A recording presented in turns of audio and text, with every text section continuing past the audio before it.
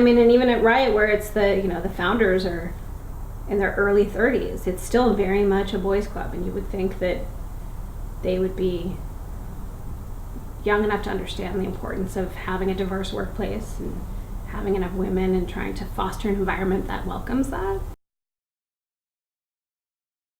I do think it is a control thing, and I think it can be a lack of confidence and security, and maybe feeling like you don't want something taken away from you that you feel very possessive of. One of the things I really liked about TwitchCon was they were very clear about how to be respectful at the convention.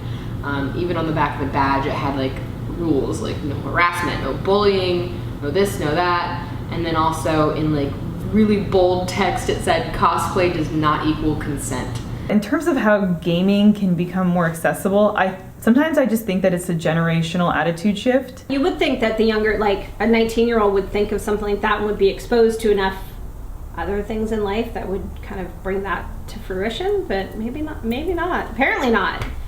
The newer generation gets older and they have these new different values, and they don't have these prejudices because this is just how life is to them. There were always female video game developers when this new generation was growing up. There were always female gaming personalities, so it's not anything unusual to them. There's definitely a lot more women, I think, showing up to these conventions. TwitchCon had a lot of women.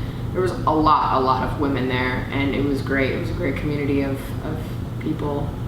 I think there's a huge male audience that likes diversity. They're not just looking for a bro on camera that's going to tell them what they think of a game. They actually like hearing a different perspective, i.e. a woman. And I think that there are a lot of, especially younger females that are getting into gaming, and they really like that there is a woman that they can identify with and shares their interests and makes them feel like they're not strange interests to have, or that it's fine to comfortably and publicly share your interests. There is about 50% women in the gaming industry and gaming community and everything. It's just they don't speak up, so people don't think it's half the population, but it is. USC now has more women in their gaming program than men. We've had 2 female interns, and they're both really into tech, and they're both really into coding and that kind of thing. And when I didn't know many women, which I think is pretty cool. I think and I've told my friends with kids this, if you've got a daughter, get her into coding classes, get her into gaming, get her into tech stuff, expose her to those things, and she a female with those skills is going to skyrocket. When I was their age, I didn't know many of my female peers that were really into that, but they're it's just normal every day, and I guess that's the way society is changing too.